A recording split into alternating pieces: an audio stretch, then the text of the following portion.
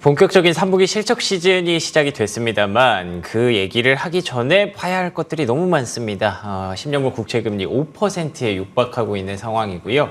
그리고 또 전쟁과 관련해서 유가에 미치는 영향들까지 계속해서 매일매일 달라지고 있기 때문에 이 부분들을 오늘 집중적으로 좀 체크해 보도록 하겠습니다. 오기석의 오픈소스 크래프트 테크놀로지스 오기석 법인장님 모처럼 또 스튜디오 나와주셨습니다. 안녕하십니까? 네, 안녕하십니까? 네, 안녕하십니까?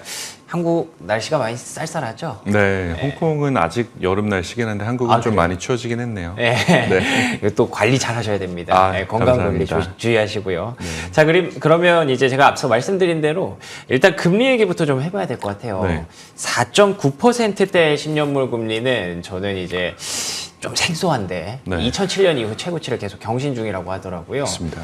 방향성이라든지 그 배경이라든지 이런 것들 한번 정리해 주실 수 있을까요? 네, 우선 그 미국 10년물 국채금리 같은 경우가 지금 시장에 영향을 미치는 주식시장에 영향을 미치는 그 여러 변수 중에 하나만 꼽는다라고 하면 그게 10년물 국채금리라고 생각을 해요. 그쵸? 저는. 그리고 지금 말씀 주셨던 것처럼 4.9%를 돌파를 하면서 지금 2007년 이후 처음 16년 만에 가장 최고점으로 상승한 상황인데 상당히 많은 이제 노이즈들이 생길 거라고 생각을 해요. 예. 시장에는 부담감이 될 수밖에 없고 뭐 여러 가지 지금 단기적인 이제 그 뉴스의 배경을 보면 최근 들어서 이제 미국의 소비 지표도 호조였고 고용 지표도 지금 나쁘지 않게 나오고 있거든요. 이제 그러다 보니 이제 미국의 실물 경기가 여전히 살아 있다. 채권 금리에 대한 얘기를 잠시 하고 넘어가면 네. 이제 단기 채권 금리는 페드가 결정하죠. 그쵸? 연준에서 결정하죠. 예. 장기 채권 금리 10년물, 20년물 같은 경우는 시장에서 결정이 돼요. 연준에서 결정이라는 게 아니라. 시장에서 그 채권시장 참가자들이 이제 10년물 국채 금리를 결정할 때 기본이 되는 두 가지 변수가 하나는 실질 경제 성장률이고 두 번째는 기대 인플레이션율이에요. 두 가지. 이 두 가지 측면을 보면 첫 번째 이제 실질 경제 성장률 같은 경우는 현재 여러 가지 이제 그 상황들을 봤을 때 경기 침체에 대한 가능성이 좀 줄어들고 있는 상태거든요. 그렇죠. 지표가 다 좋아요. 맞습니다. 예. 그러다 보니 이제 한 방향에서 이제 올라가려는 상승 압력이 있고 두 번째 기대 인플레이션 같은 경우는 여러 가지 이제 프록시들이 있는데 가장 크게 보는 바로미터는 이제 아무래도 유가예요. 유가 같은 경우가 작년에 한 120불 직전까지 올라갔던 게 올해 70불까지 하락했다가 다시 지금 이제 86불. 지금 중동 확전 우려에 따라 지금 최고치까지 올라왔는데 그러다 보니 양방에서 경제 성장률 그리고 물가 상승률 측면에서 양방에서 지금 양쪽에서 모두 다 채권 금리를 상승시키려는 압력들이 존재하는 게 지금 4.9%라는 숫자로 반영이 된 게 아닌가 싶습니다. 알겠습니다. 뭐 일각에서는 5% 이상까지 일단 열어놓고 봐야 된다라는 의견들이 좀 지배적인 것 같은데 최근의 흐름을 보면 뭐 자연스럽게 5% 갔다 오지 않을까라는 생각도 좀 들고요. 그래도 갔다 오기만 하면 좀 다행인데 계속 더 올라가면 어떡하지라는 걱정도 돼서 여러 가지 고민이 좀 들게 하는 현재 4.9%의 국채금리입니다. 근데 그나마 좀 다행인 게 연준 위원들의 발언이나 스탠스가 조금은 달라진 것 같거든요. 네. 비둘기파적인 발언을 하는 사람들이 많이 늘어났고 맞습니다. 이번에 베이지북도 나름대로 괜찮게 나왔다고 하더라고요. 어떤 내용들이 있었나요? 베이지북이 이제 어젯밤에 발표가 됐는데 그 뭐 여러 가지 핵심적인 사항부터 먼저 본다라고 하면 첫 번째 말씀 주셨던 연준 위원들의 발언이 이제 좀 제일 큰 게 아닌가라는 생각을 하고 있어요. 그래서 뭐 여러 가지 지금 나오는 내용들 중에 보면 경제에 대한 단기 전망 그리고 뭐 고용 시장, 뭐 임금 상승률 이런 부분들이 좀 많이 나오고 있는데 여기서 가장 핵심적인 건 연준 위원들의 이제 금리 동결에 대한 목소리들이 나오고 있다. 심지어는 기존에 매파적이었던 이제 그런 위원들 입장에서도 금리 동결에 대한 목소리가 나오고 있다라는 거는 그 어떻게 보면 투자자들이 특히 주식시장의 투자자들이 오랫동안 기다려왔던 메시지가 아닌가라는 그렇죠. 네. 생각이 들어요. 항상 이제 작년 초부터 작년 1월부터 시작했던 이제 금리 인상이 언제 과연 마칠 거냐라고 하는 사이클에서 이제는 거의 마지막까지 오는 게 아닌가라는 생각이 들고 최근에 뭐 페드와치에서 나오는 그런 전망치 자료를 보더라도 금리 추가 인상은 많지 않을 거다. 지금 보시면 차트에 나온 걸 보면 지금 현재 수준에서 더 이상 올라가진 않고 첫 금리 인하의 시점을 사실 중요하게 보긴 해야 되는데 현재 시점에서 어쨌든 내년 7월부터는 그렇네요. 금리 인하의 가능성이 있다라고 나오고 더 이상 올라가진 않아요. 지금부터. 그래서 기준금리는 현재로만 나온 데이터들을 봤을 때는 추가 금리 인상에 대한 위험은 이제는 좀 배제를 해도 되겠다라는 생각이 좀 듭니다. 알겠습니다. 그렇게 된다면 계속 연준이 이런 스탠스를 보여준다면 네. 10년물 국채 금리도 조금씩 반응을 하면서 다시 이제 내려올 수 있는 부분이니까요. 일단 지금은 아까 말씀해 주셨던 실질 경제 성장률과 기대 인플레의 상승 우려로 인해서 계속 상방을 좀 보고 있지만 연준이 좀 키를 잡고 있고 내일은 또 파월 의장의 연설이 있기 때문에 이런 부분들을 한번 기대해 보면 또 다른 변곡점을 만들어낼 수 있지 않을까 싶습니다. 금리 얘기는 뭐 여기까지 정리를 한번 해보고요. 그리고 계속 저희가 여기 방송 들어오기 전까지도 계속 얘기를 하셨던 부분이 네. 전쟁과 관련된 리스크 네. 조금은 심상치가 않다라는 얘기를 해주셨어요. 맞아요. 그래서 그 얘기를 한번 조금 길게 풀어봐도 좋을 것 같은데 네. 어떻게 보고 계십니까 지금? 사실 이제 뭐 중동 전쟁이라고 지금 현재 평가를 해야 될지 아니면 이제 지정학적 위험이 고조된다고 평가해야 될지는 아직은 좀 애매한 것 같아요. 외신에서는 거의 다 이제 워라는 표현을 네, 다들 쓰더라고요. 맞습니다. 네. 그게 사실 어떻게 보면 하나의 중요한 센티먼트가 변했다라고 생각하는 게 처음에 이제 하마스에서 이스라엘로 공격이 시작이 됐을 때 그때는 테러였거든요. 그랬죠. 전쟁은 네. 아니었어요. 이제 그러다 보니 시장 참가자들도 단기적으로 해결될 수 있는 문제다라고 생각을 했었었고 그 중동 전반적으로 번지지 않을 거다라는 이런 기대감 때문에 사실 테러가 주말 사이에 터졌던 걸로 전 기억을 하는데 그다음 맞습니다. 시장이 네. 이틀, 3일 동안은 오히려 계속 상승을 했어요. 그래서 개인적으로는 굉장히 이상한 반응이다라고 생각을 했던 게 다른 게 아니라 제일 앞서서 제가 말씀드렸던 얘기로 돌아가면 지금 시장을 관통하는 가장 큰 변수 중에 하나는 채권 국채 10년물 국채 금리예요. 그렇죠. 사실 예. 10년물 국채 금리가 가장 중요한데 그 중에 요인 중에 하나가 보면 말씀드렸던 것처럼 유가가 중요하게 지금 나타날 수밖에 없거든요. 중동에서 일어나는 어떤 형태의 지정학적 리스크든 그 중동에서 나타나는 리스크들은 유가로 반영될 가능성이 굉장히 높습니다. 그렇죠. 사실 다만 초반에는 이게 단기적으로 끝나기 때문에 끝날 거라고 생각했기 때문에 유가에 반응이 없었던 거고 지금은 전쟁이라는 표현 들어갔고 사실 이제 유태인들 입장에서 이스라엘이 가지는 의미는 하나의 그냥 나라를 넘어서는 것 같아요. 어떻게 보면 종교에 가까운 이제 그런 가치를 가지고 있기 때문에 지금 제 지인들 중에서도 미국에 있는 유태인들 같은 경우는 지금 일어나는 사태에 대해서 굉장히 심한 수준의 분노를 표하고 있고 지금 조 바이든 대통령 같은 경우도 지금 이스라엘 쪽에 현재까지 보지 못했던 수준 역대급의 지원을 하겠다라는 식으로 지금 발언들이 나오고 있어요. 그렇구나. 이런 발언들이 사실 이스라엘에 있는 유대인 입장에서 보면 굉장히 이제 힘이 되는 그런 발언이겠지만 동시에 그 이스라엘을 둘러싼 중동 전역을 본다라고 하면 굉장히 긴장이 고조되는 발언들이에요. 그래서 지금 중동에 있는 그러니까 중동발 유가 상승 확률을 아주 간단하게 두 가지 정도로 요약을 하면 첫 번째로는 그 중동 안에 있는 중동에서 해외로 나가는 그런 이제 유가들의 그 원유들의 물류 공급망이 차질이 생기는 케이스가 하나가 있을 수가 있고요. 예.